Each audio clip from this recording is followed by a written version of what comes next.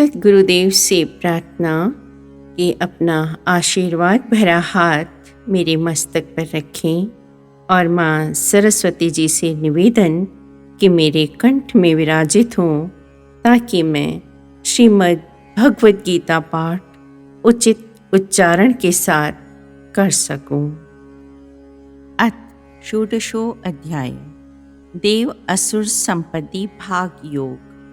भगवान श्री कृष्ण अपने परम भक्त अर्जुन को इस अध्याय में बतलाते हैं कि इस संसार में दो प्रकार के मनुष्य हैं, एक दैवीय तथा दूसरे आसुरी संपदा वाले। दैवीय संपदा वालों के लक्षण और स्वभाव देवताओं जैसे होते हैं।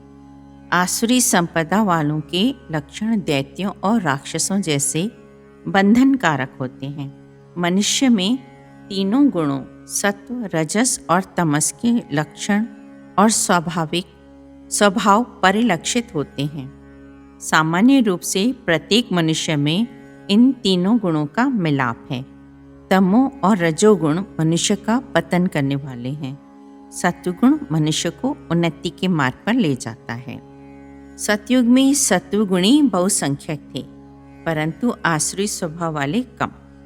त्रेता युग में आसुरी स्वभाव वाले थोड़े अधिक थे, किंतु कली काल में तो दैवीय संपदा वाले इन्हें गिने हैं। आसुरी या राक्षसी स्वभाव वाले व्यक्ति तो अगणित हैं।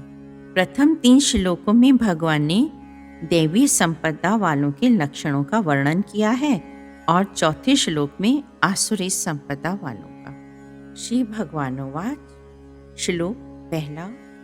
भगवान कहते हैं कि भय का सर्वथा अभाव, अंतःकरण की पूर्ण निर्मलता, तत्व ज्ञान के लिए ध्यान योग में निरंतर दृढ़ स्थिति और सात्विक दान, इंद्रियों का दमन, यज्ञ करना, वेद शास्त्रों का पठन पाठन करना, तपस्या करना और स्वभाव की सरलता। श्लोक दूसरा। अहिंसा, सत्याचरण, क्रोध का त्याग, त्यागव्रति का धारण, शांति से रहना, दूसरों के दोषों को प्रकट न करना, सभी प्राणियों पर दया करना, इंद्रियों का विषयों से संयोग होने पर भी उसमें लिप्त न होना, कोमल स्वभाव को धारण करना, दुष्ट कर्मों को करने में लज्जा की अनुभूति, शरीर, मन और इंद्रियों की स्थिरता। श्लोक तीसरा। तेज, क्षमा भाव, धैर्य, बाहर की शुद्धि, किसी के प्रति शत्रु भाव को धारण न करना, मैं पूज्य हूँ, लोग मेरी इसलिए पूजा करते हैं, इस श्रेष्ठता के अभिमान का अभाव। हे अर्जुन, दैवी संपदा को लेकर उत्पन्न हुए पुरुषों के ये सभी लक्षण हैं। कुल मिलाकर 26 लक्षण दैवीय संपदा वालों के बताए गए हैं। निर्भयता। निर्भय या भय मुक्त व्यक्ति वह है जो न स्वयं डरता है न दूसरों को डराता है। शास्त्र, गुरु और माननीय वृद्धजनों के कथन और आदेशानुसार आचरण करने में किसी भी प्रकार का संशय या भय न करे। कर्म फल के परिणाम की कोई चिंता न करते हुए निर्भय होकर बिना किसी भी प्रकार की दुर्बलता को प्रकट करते हुए सभी कर्तव्य कर्म करें। अर्जुन को अपने संबंधियों के लिए मोह था, इसलिए ही उन्हें कर्तव्य पालन करने में भय लग रहा था।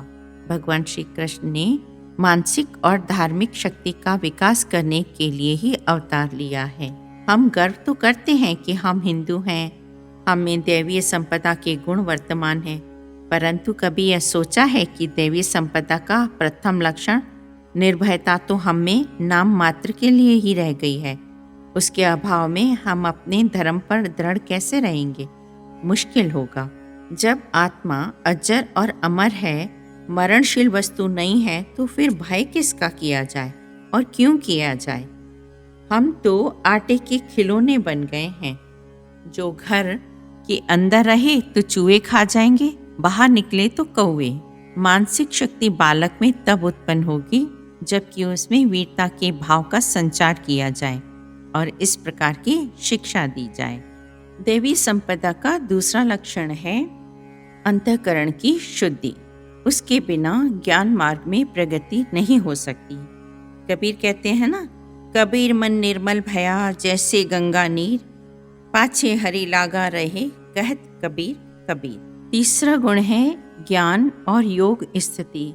ज्ञान दो प्रकार का है, परोक्ष एवं अपरोक्ष। परोक्ष से तात्पर्य है जो आंखों से दूर हो, और अपरोक्ष का अर्थ है जो नेत्रों के सम्मुख हो। गुरु से दीक्षा लेकर उनके द्वारा दिए गए मंत्र के अभ्यास को योग कहते हैं, और जिससे जिज्ञासु के मन की विक्षिप्तता या चंचलता दूर होती है। उपर्युक्त तीनों गुण दैवी संपदा वालों और ज्ञान योगियों में विशेष रूप से प्राप्त होते हैं। चौथा गुण है दान करना। कई सज्जनों ने अपना संपूर्ण जीवन देश या जाति को समर्पित कर दिया है। दैवी संपदावान अपनी सारी संपत्ति धर्म के पीछे लगा देते हैं। राजसी और तामसी व्यक्तियों के पास माया दुख, क्लेश और श्रम को भी अपने साथ ले आती है, और वे उन्हीं के पीछे व्यय भी कर देते हैं। दान यथाशक्ति और यथा योग्य रीति से करना चाहिए। एक सज्जन हरिद्वार गए और उनके साथ उनके मुंशी और नौकर भी गए। गंगा स्नान के पश्चात वह एक कुटिया में गए जहाँ पर भंडारा होता था। विचार हुआ कि भंडारे में कुछ अन्न दिया जाए। सेठ ने तो 100 रुपये दे दिए। उस समय 100 रुपये तो एक बड़ी राशि होती थी। मुंशी ने कुटिया के महात्मा से कहा, मेरा 1.25 रुपया स्वीकार कीजिए, परंतु उससे ऐसी वस्तु खरीदें सभी लोगों के मुख में कुछ न कुछ पड़ जाए। महात्मा बोले, 1.25 रुपये का नमक ले आओ, तो जो कोई भी व्यक्ति भंडारे में खाएगा उसके मुख में पड़ जाएगा। नौकर ने कहा, स्वामी मैं क्या सेवा करूं? महात्मा बोले, वत्स तू गंगा जल भर के ला दे, तो तेरी सेवा भी इन दोनों के समान होगी। अर्थात दान में शक्ति और श्रद्धा महत्वपूर्ण है। एक राजा की दानशाला से प्रत्येक याचक को अपना अभीष्ट मिल जाता था। सभी याचक अपनी मनोवांछित वस्तु पाकर ही लौटते थे। एक विद्वान ब्राह्मण याचक आए। राजा ने आदेश दिया, इन ब्राह्मण को 10 सहस्त्र स्वर्ण मुद्राएं दी जाएं। ब्राह्मण ने कहा, राजन ये तो कम है। राजा ने 20,000 मुद्राओं का आदेश दिया। उसे तब भी कम लगा। तब राजा ने कहा, सारा राज्य कोष उसे दिया जाए, परंतु ब्राह्मण संतुष्ट न हुआ। तब राजा ने कहा, मेरा शरीर प्रस्तुत है। पंडित बोला, यह भी यथेष्ट नहीं है। राजा बोले, स्वामी आप ही आदेश कीजिए कि क्या दिया जाए। ब्राह्मण ने कहा, राजन ये संपूर्ण धन पदार्थ तो राज्य के हैं, मुझे आपके परिश्रम की कमाई चाहिए। राजा बोले, आज की रात आप प्रतीक्षा कीजिए, कल आपको मेरे परिश्रम से उपार्जित धन मिल जाएगा। ब्राह्मण बोला, मुझे स्वीकार है, ये सभी मुद्राएं आप भीतर रखें। राजा अपना वेश परिवर्तित करके हाट में गया और एक लोहार से बोला कि कोई काम है। लोहार बोला, मेरे पास बहुत से श्रमिक हैं, किंतु तुझे काम चाहिए तो इस तपते लोहे पर हथौड़ा लगाओ, तो 4 पैसे मजदूरी दूंगा। राजा ने स्वीकार किया और बड़ी मेहनत के साथ काम किया। लोहार बहुत प्रसन्न हुआ, बोला, ले तूने अच्छा काम किया है, अतः 4 पैसों के बदले 5 पैसे ले, आज से प्रतिदिन काम पर आ जाया कर। राजा ने कहा, नहीं मैं 4 पैसे ही लूँगा, जो मजदूरी तय हुई थी। दूसरे दिन राजा ने ये 4 पैसे ब्राह्मण को दिए और कहा, यही मेरे परिश्रम की कमाई है। ब्राह्मण अत्यंत प्रसन्न हुआ और बोला, राजन यही मेरे लिए यथेष्ट है और करोड़ों के तुल्य है। यह थी हमारे देश की संस्कृति। एक और राजा संपूर्ण राज्य कोष दान में दे रहा था और साथ साथ अपना शरीर भी, पर दूसरी ओर था ब्राह्मण का संतोष, जो प्रामाणिकता से परिश्रम पूर्वक उपार्जित 4 पैसों पर भी संतुष्ट था। 5वां गुण है दम, इंद्रियों का संयम। इंद्रियों का स्वभाव है विषयों के पीछे दौड़ना। कितना भी सुख उपलब्ध हो, कितना भी रस मिले तो भी तृप्त नहीं होती। विवेक से ही काम लेना चाहिए और देखना चाहिए कि इंद्रियां संयमित हैं कि नहीं। इंद्रियों के द्वारा ही हमारी शक्ति क्षय होती है। 6ठा है यज्ञ कर्म। शास्त्रों में कुल 5 यज्ञ बताए गए हैं जो प्रत्येक व्यक्ति को नित्य नियमित रूप से यथाशक्ति करने चाहिए। ब्रह्म यज्ञ, सत्संग करना, सत्शास्त्रों का अभ्यास करना, और देव यज्ञ है देवताओं की उपासना और उन्हें तृप्त करने के लिए हवन आदि कर्म करना। पितृ यज्ञ है समय पाकर पितरों की पूजा, श्राद्ध या पुण्यतिथि के दिन उनके निमित्त दान करना। भूत यज्ञ का अर्थ है पशु पक्षी, कीड़े मकोड़ों और अन्य प्राणियों को अन्न, पानी या चारा आदि देना। मनुष्य यज्ञ का अर्थ है अतिथि, निर्धन, साधु, महात्मा आदि की अन्न, वस्त्र आदि से सेवा करना। 7वां गुण है स्वाध्याय। संत महात्माओं के जीवन चरित्र, उनकी वाणी, उपदेश तथा धार्मिक शिक्षा से युक्त पुस्तकों का पाठ करना। बालकों के लिए बचपन से ही धर्म शिक्षा की आवश्यकता है, अन्यथा बड़े होने पर वे व्यावहारिक धंधों में समय ही नहीं निकाल पाते कि परमात्मा की राह चल सकें। 8वां है तपस्या। साधना के द्वारा चित्त को एकाग्र करने को ही तप कहा गया है। उससे आत्मिक शक्ति प्राप्त होती है और उस आत्मबल से व्यक्ति जो चाहे वह कर सकता है। 9वां है आर्जवम, अर्थात स्वभाव की सरलता। जिज्ञासु का स्वभाव ऐसा हो कि उसमें छल कपट को कोई स्थान न मिले, अर्थात भीतर बाहर एक समान। 10वां है अहिंसा। अहिंसा परमो धर्म ऐसा कहा जाता है, किंतु अहिंसा का पालन न केवल मानव मात्र के लिए होना चाहिए, बल्कि इसका पालन प्राणी मात्र के प्रति मन, वचन और शरीर से होना चाहिए। मन में किसी के भी प्रति कुभाव धारण करना, शत्रुता रखना मानसिक हिंसा है। किसी का कठोर वचनों से मन दुखाना वाणी की हिंसा है। किसी पर प्रहार करना, किसी प्रकार का शारीरिक दुख पहुंचाना या मारना, यह शारीरिक हिंसा है। तीनों प्रकार की हिंसा से दूर रहना ही सच्ची अहिंसा है। हम तो बेजुबान पशुओं को मारकर खाते हैं। कुछ बंधु कहते हैं कि हम तो बाजार से लाते हैं, हम तो पशुओं को नहीं मारते। परंतु यदि मांस भक्षी न होंगे तो मांस विक्रेता होंगे ही क्यों? शबरी भीलनी थी। जब उसका विवाह होने लगा तब उसने देखा कि उसके पिताजी ने बकरे खरीदे हैं। पूछने पर बताया कि तेरे विवाह के निमित्त भोज का आयोजन होगा, जिसमें आगत अतिथियों को मांस खिलाया जाएगा। उसके मन को इतना आघात पहुंचा कि उसने विवाह करने से इनकार कर दिया और भागकर वन में चली गई और मतंग ऋषि की शरण ली। उनके आश्रम में जाकर रहने लगी तथा भजन में रम गई। अंत में भगवान राम उनको दर्शन देने आए और श्री राम जी ने अत्यंत प्रेम पूर्वक उनके जूठे बेर और फल स्वीकार किए। कुछ व्यक्ति कहते हैं कि हमारे शास्त्रों और पुराणों में वर्णन है कि प्राचीन काल में बड़े बड़े राजा भी आखेट करते थे। यह सत्य है, किंतु उसका परिणाम अच्छा नहीं निकला।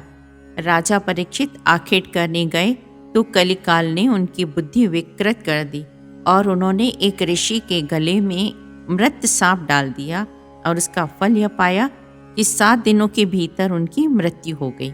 आखेट का अर्थ है सिंह, भेड़िए आदि हिंसक पशुओं का संहार कर देश में सुरक्षा लाना।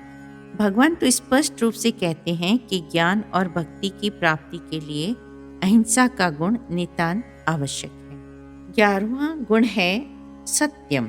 सत्य का आचरण करना, वचन और व्यवहार दोनों में ही सत्य का होना आवश्यक है। इसके बिना धर्म स्थिर नहीं हो सकता।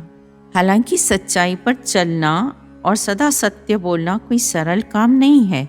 इसमें अनेकों कष्टों का सामना करना पड़ता है, परंतु इनका अंतिम फल सुख और आनंद की उपलब्धि है। 12वां है अक्रोध, अर्थात क्रोध न करना। शास्त्रों का स्पष्ट कथन है कि क्रोध सभी अनर्थों और पापों का मूल है। साथ ही साथ वह अन्य सद्गुणों के फलों को भी नष्ट कर देता है। शास्त्रों में क्रोध को चंडाल कहा जाता है, क्योंकि क्रोध ही सभी अयोग्य कार्य कराता है और अनेक दुखों का कारण बनता है। क्रुद्ध होकर तत्काल कोई कार्य नहीं किया जाना चाहिए। क्रोध अग्नि रूप है, जो सर्वप्रथम तो क्रोध करने वाले को ही जलाती है। जिसके मन में क्रोध नहीं, वह सदा आनंद में रहता है। 13वां गुण है त्याग। दैवीय संपदा वाले मनुष्य में त्याग का गुण भी होता है। माया का त्याग आंतरिक लक्षण है, बाह्य कर्म नहीं। उदारता मन की होनी चाहिए, प्रदर्शन के लिए नहीं। उदार मन व्यक्ति के आगे लक्ष्मी हाथ जोड़े खड़ी रहती हैं। जैसे कर्मकार को मजदूर सीमेंट, चूना आदि की तगारियां भरकर देता है, वैसे ही लक्ष्मी भी दानी को धन देती हैं। यदि कर्मकार काम करना बंद कर देता है तो मजदूर भी गारा देना बंद कर देता है। इसी प्रकार यदि धन को योग्य रीति से धर्म परोपकार में न लगाया गया तो उसका आना रुक जाता है। 14वां है शांति, अर्थात इस संसार को मिथ्या जानकर सदा शांतिपूर्वक जीवन व्यतीत करना चाहिए। जो होना है वह अवश्य होकर ही रहेगा। जो भगवान की करने पर सदा संतुष्ट रहते हैं उन्हें कष्ट और पीड़ा नहीं होते। परमेश्वर के दिए हुए पर पूर्ण विश्वास और प्रेम पूर्वक संतोष करना चाहिए। विवश होकर परमेश्वर के दिए पर संतोष करने का प्रदर्शन करने से मन को सुख शांति नहीं मिलती। 15वां गुण है अपैशन, अर्थात चुगली न करना या कार्य में विघ्न न डालना। चुगली करना नीच लोगों का लक्षण है। दूसरे के कार्यों में विघ्न डालना भी ऐसे ही लोगों का काम है। विद्वेष से जलते हुए मन का ही लक्षण है। यदि किसी का उपकार नहीं किया जा सकता तो किसी के कार्य में विघ्न भी नहीं डालना चाहिए। जो पर निंदा करता है वह उसके पाप ही अपने ऊपर लेता है। कहते हैं, निंदा हमारी जो करे मित्र हमारा सोए, आप जावे नरक में पाप हमारे धोए।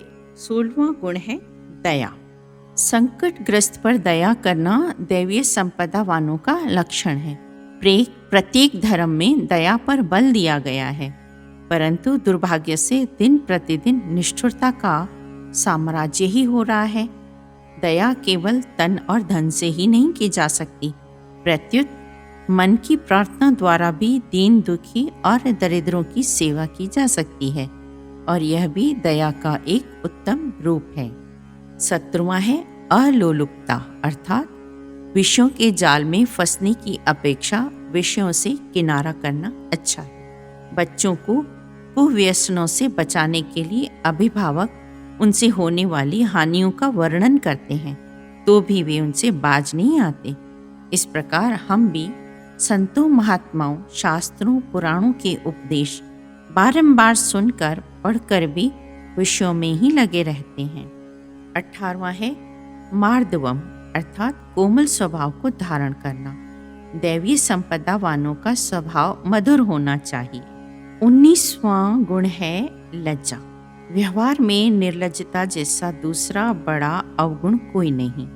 लज्जावान बड़ों के लिए सम्मान और छोटों के लिए मन में प्रेम धारण करते हैं, अर्थात सभी से यथा योग्य आदर सम्मान से व्यवहार करते हैं। जिसके नैनों में लज्जा है, संकोच है, वह बड़ों के सम्मुख कदापि निरर्थक और अपमानजनक शब्द नहीं बोलेगा।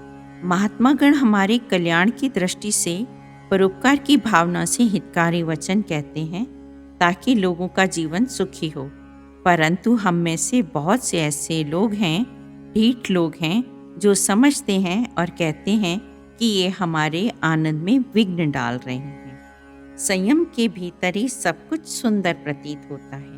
ओम नमो भगवते वासुदेवाय।